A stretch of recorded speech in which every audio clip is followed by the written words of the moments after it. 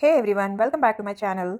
Ever wondered why the same AI gives amazing answers to some people and totally useless ones to others? Hmm. The secret isn't the AI, it's the prompt. Generative AI tools like ChatGPT, Midjourney, and DALL-E don't think on their own. They respond based on how well you talk to them. This skill of talking to AI the right way is called prompt engineering. Think of a prompt as instructions. Weak instructions give weak results. Clear, detailed instructions give powerful, accurate, and creative outputs. Prompt engineering helps AI understand not just what you are asking, but why you are asking it. Whether you want AI to write content, generate code, summarize data, or create images, everything starts with a prompt. Why prompt engineering matters?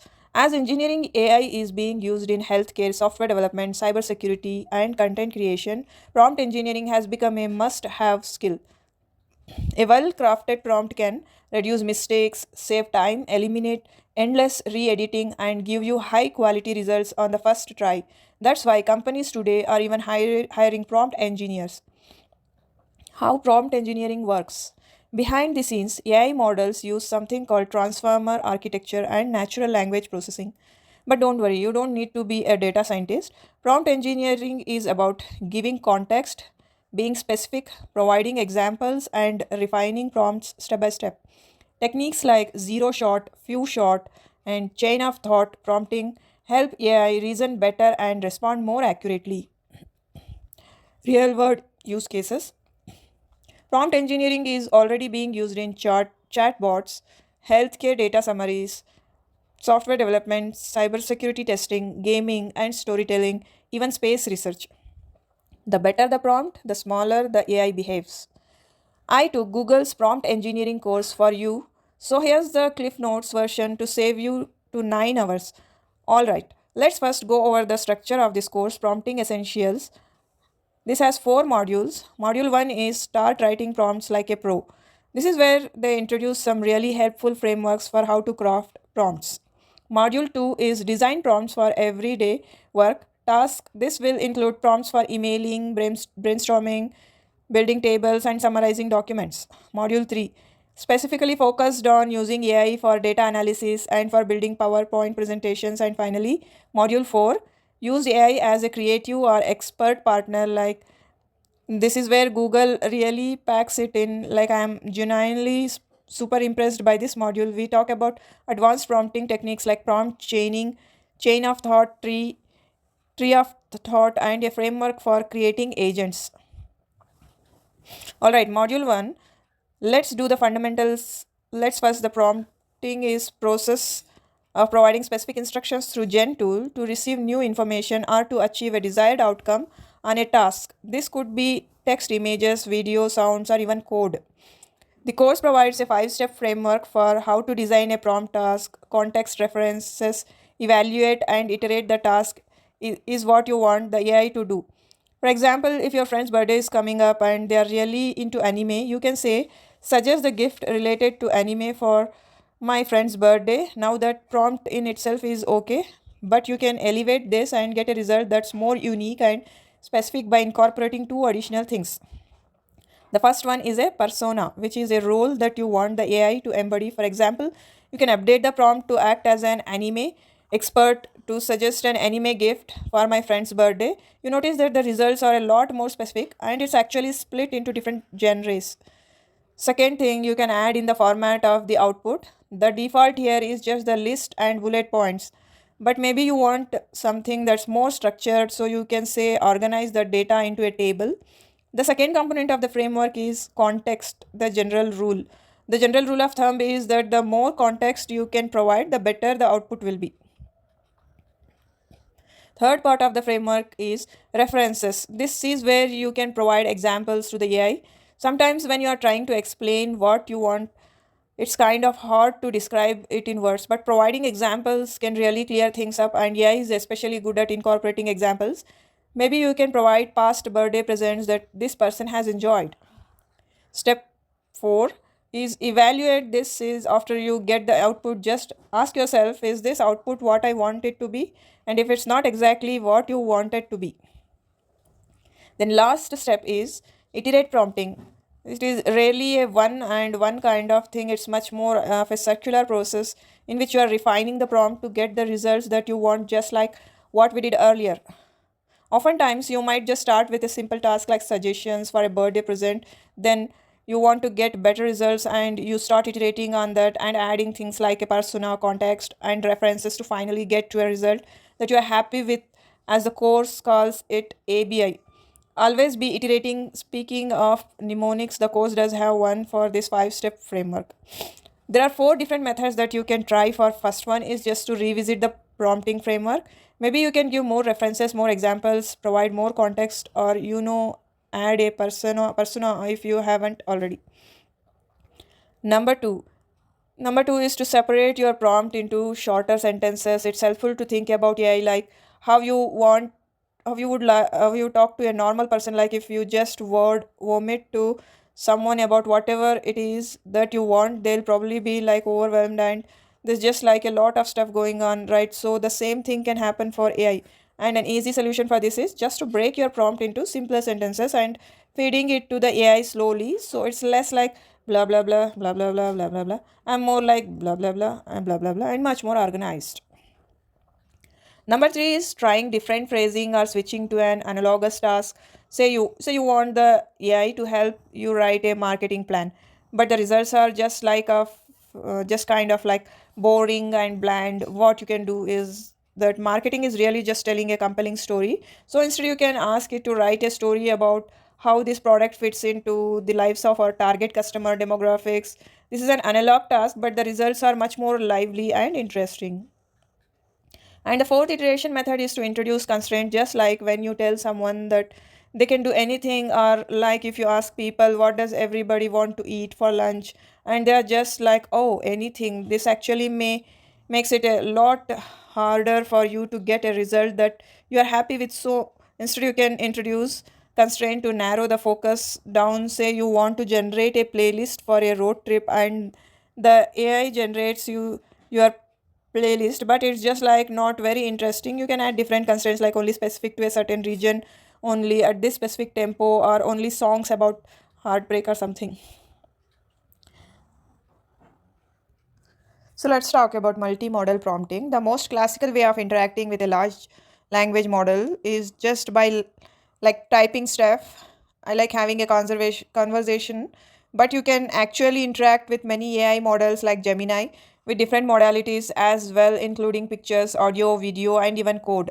It's able to take different types of modalities as the input and is able to output using different modalities as well. This doesn't change anything in terms of how you think about prompt, but you just might need to be a little bit more careful about specifying what kind of input or output you are looking for and the kind of context that you are providing. For example, if you designed a new nail art collection and you want to market it on social media, you could input something like write a social media post featuring this image and then attach your nail art collection as a reference. The post should be fun, short, and focus on the fact that it's a collection of new designs I'm selling. Some other examples of multi-modality usage would be asking a gen tool to suggest recipes based on the photo of the ingredients in your fridge, inputting your brand logos and colors, and then creating a digital teaser to promote an event. Or if you're working on a short story and you get really inspired by a musical piece, you try inputting that music piece and tell it to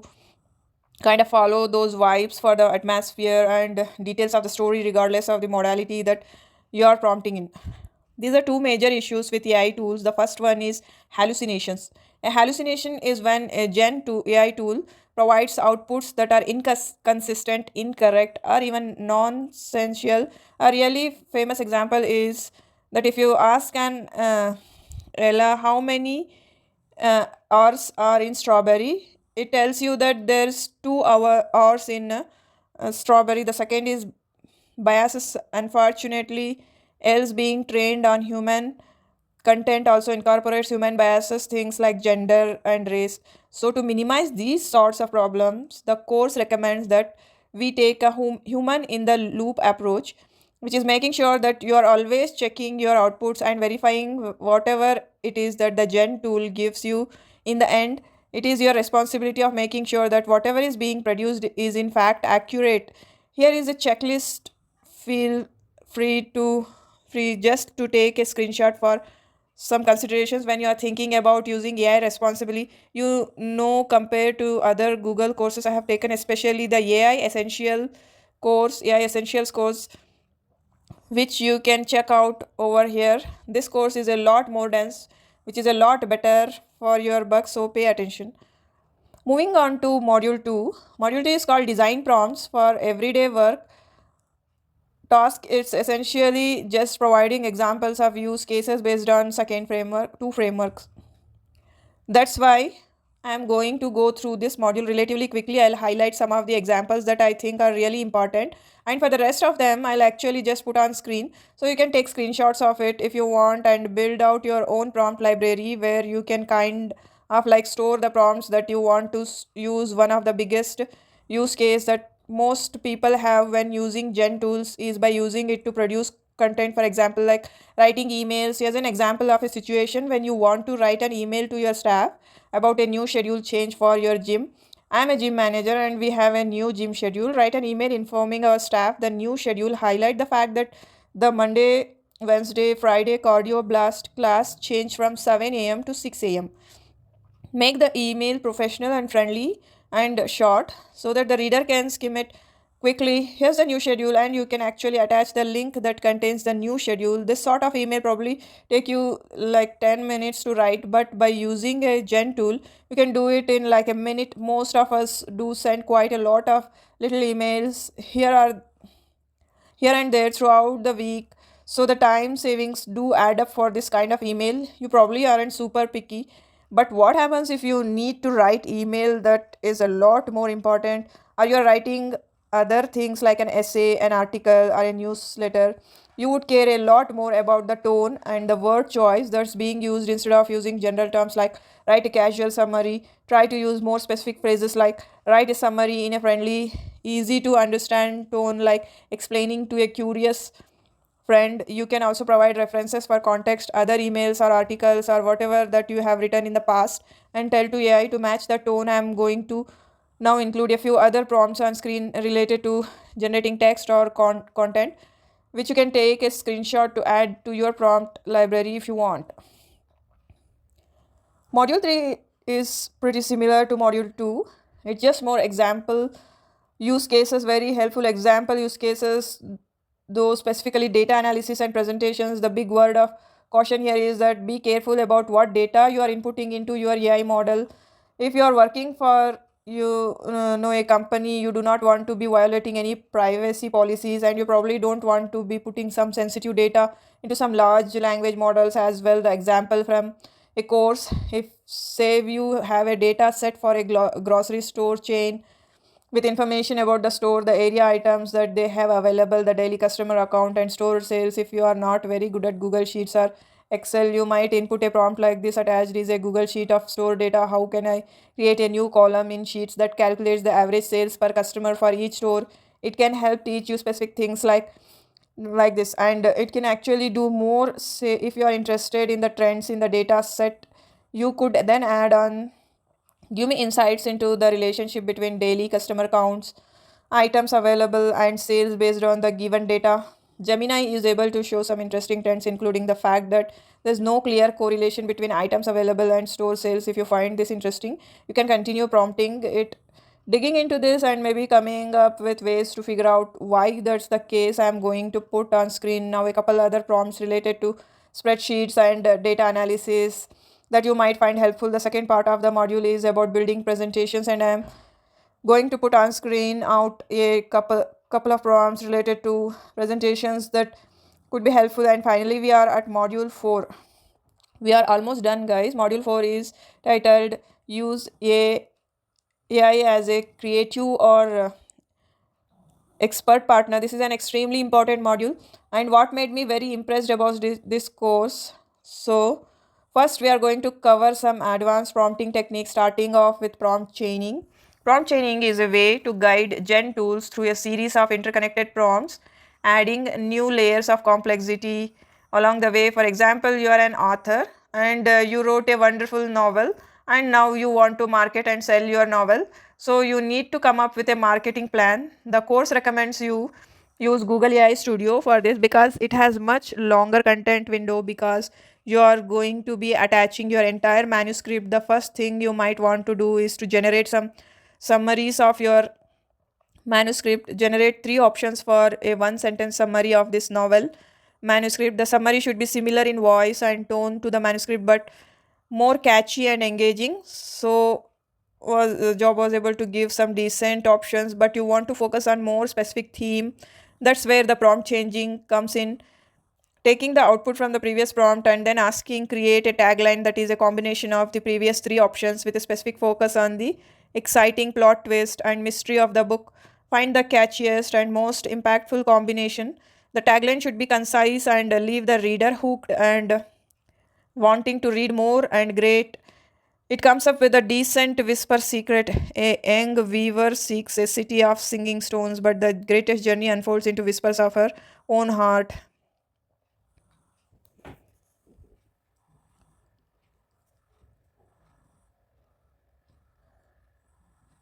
Asking Gemini to generate a 6 week promotional plan for the book tour, including the locations and the channels to promote each stop on the tour. So that was prompt chain. There's two other advanced techniques in this module: chain of thought prompting and tree of thought prompting. As a number of lot of these AI terminologies and techniques sound like super fancy, but they are actually not. Like chain of thought prompting is about asking the AI to explain his reasoning by reasoning as a step by step process. It's similar to how your math teacher might ask you to explain your work. So he or she is able to identify like the steps that you are taking and where you could be going wrong. All of you have to do throughout your prompting sequence is to tag on the line explain your thought process. This helps you understand the AI's reasoning for things, and you can help improve his decision making tree of thought. Prompting at his name suggests is sort of like a tree. It allows you to explore more reasoning paths where like branches simultaneously. This is really helpful for abstract or complex problems like developing novel plots with new characters, or creating outlines and drafting sections for lengthy documents. You can work with the AI tool to explore different options and evaluate them to finally come up with the best output. As an example, maybe you are creating an outline course online and you want to create a cool image on the landing page. You can use tree of thought prompting to brainstorm different options. A potential prompt maybe imagine three different designers are pitching their designs to me. All designers will write down one step of their thinking, then share it with the group. Then all experts will go on to the next step, etc. If any expert realizes they are wrong at any point, then they leave the question in question is generate an image that's visually energetic and features images of art supplies in computers. Show me three suggestions in very different styles from simple to detailed and complex. And here's the output Gemini came up with. Now looking at this output, you might be like am I kind of like the vibes of one where one could be going. So you can tell the AI that you like the first one and you like to expand the idea a little bit more and perhaps generate three different color schemes for the concept. And you can just keep doing that until you end up with something that you like. A pro tip is that you can combine chain of thought and tree of thought prompting by asking the AI to explain his reasoning at each iteration, so you can provide feedback. Another pro tip as you are prompting along is if you ever get stuck and you don't really know what prompt to use, you can actually use AI to help you come up with a prompt. This is called meta prompting. Alright, the last section of the course is on agents. And I have actually not seen a single course be able to cover agents as well as this one. So, first definitions: what is an AI agent? AI agent is like an expert designed to help with tasks and answer questions. You can have all sorts of agents. You can have coding agents that help you with coding, marketing agents that come up with marketing plans, with you a golf agent and that can correct you on your golf swings, or maybe just a friend agent that can be your friend. The course cover two types of agents. The first one is a simulation agent called Agent Sim. Agent Sim can simulate scenarios with you, like conduct interviews or do role playing. For example, if you work in a HR department, you might be tasked with coming up with a training program to help interns improve their interviewing skills for that final job assessment for AI agents. You want to focus a lot on the persona, and the context the persona here is act as a career development training simulator. Your task is to first help intern master interview skills and conduct conversation with potential managers. Then you have the context. You need to support the following types of conversations: articulating strengths and skill, communicating professionally and confidently, and discussing future career development goals. Once an intern has picked a conversation topic, provide details about the situation in the interviewer's role, then act as the interviewer and allow the intern to participate as the employee. Make sure to guide a conversation in a way that will allow the intern to exercise their interview skills. Finally, you want to include a stop role where you can tell the agent that you are done with the simulation. Continue to role play until the intern replies with jazz hands. After the intern gives the stop rule, Jazz Hands provide them with key takeaways from the simulation and skills they can work on. Now that is set up, you can start doing a simulation, maybe by inputting the chat analysis that I did for my intern project. Agent Sim will ask you more questions about the analysis, and you keep responding to them, and at the end you can insert Jazz Hands, and then Agent Sim will provide feedback for you. The second kind of agent is an Agent X for expert feedback called Agent X. Agent X is able to give you feedback on any topic of your choosing, sort of like a personalized tutor or consultant. Here's an example prompt to create an Agent X that can provide you feedback and a pitch for a potential client.